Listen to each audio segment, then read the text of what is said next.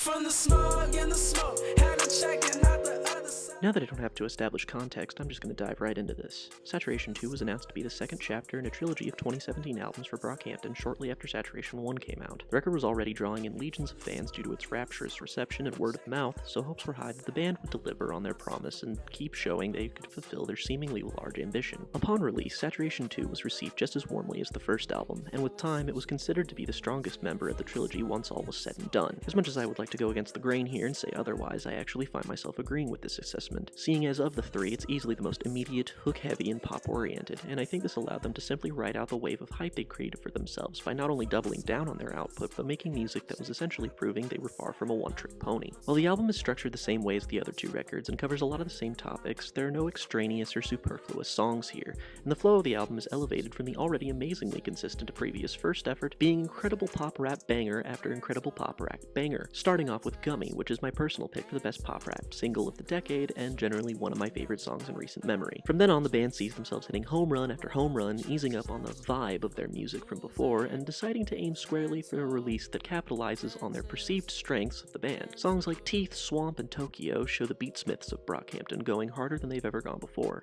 but never relenting on their creativity. While this band clearly wears their influences on their sleeves, there just isn't anything that sounds quite like Saturation 2. The emotional and personality-driven side of their music is also even stronger here, as each song becomes a revolving door that allows for every member to come in and deliver bar after bar, occasionally making songs like Queer that is just solely comprised of hooks and almost nothing else, allowing you to further your knowledge of who these guys are as people while still being fun and invigorating. Songs here are even more dynamic structurally too, so each of them just kind of come and go with sharp, memorable impact that couldn't be boring or repetitive if they tried. Several beloved tracks from the trilogy land on this entry too, like the incredibly aggressive and emotionally honest Junkie, which features a sour, intimidating beat that allows each of the boys to talk about their flaws and how they're perceived by others in a really raw and fascinating way. This is really when they built their brand of being a group that's socially inclusive, as their humble, rootsy origins and outsider perspectives allow them to connect with a lot of people my age in a way other groups haven't truly capitalized on, be it Kevin talking about his sexuality and how his success has changed how his family perceives him, Matt Champion's fearsome and fiery demands that men cease their misogynistic tendencies that hurt the women in his life that he cares about, Merlin's meditations on his family's doubt that he would be any shade of successful when he decided to pursue music, and Amir's terrifying recount of how drugs almost destroyed his life. It comes from an emotionally honest and identifiable place that hit a specific wavelength that I don't think anyone has truly captured since. Saturation 2's greatest accomplishment, if nothing else, assured the world that this band was nowhere close to finished, and was on a purely upward trajectory. Somehow, they took the impossibly high standards they set for themselves and surpassed it, and in the process, won over legions of adoring fans. The road to Saturation 3 was paved with hype. As for weaknesses, when it comes to Saturation 2, there's even less to talk about than before, as the already airtight track list becomes nothing short of vacuum sealed this go around, the final 3 songs on the record being considered as one of the band's shining moments among hardcore fans, and I can back this sentiment wholeheartedly. The skits are still here and still extraneous, and the identical structure of the previous album and following album means that there isn't anything hugely new or unique being done here, but to take off significant points for this would be to miss the point of the Saturation project in its entirety. Saturation 2 remains a high point in their career and is frequently considered their best album, and I can't blame anyone for thinking that. This thing has only gotten better with time, and did the impossible in managing to one-up their previous effort, which was already basically a masterpiece. A staggering achievement. 9.5 out of 10.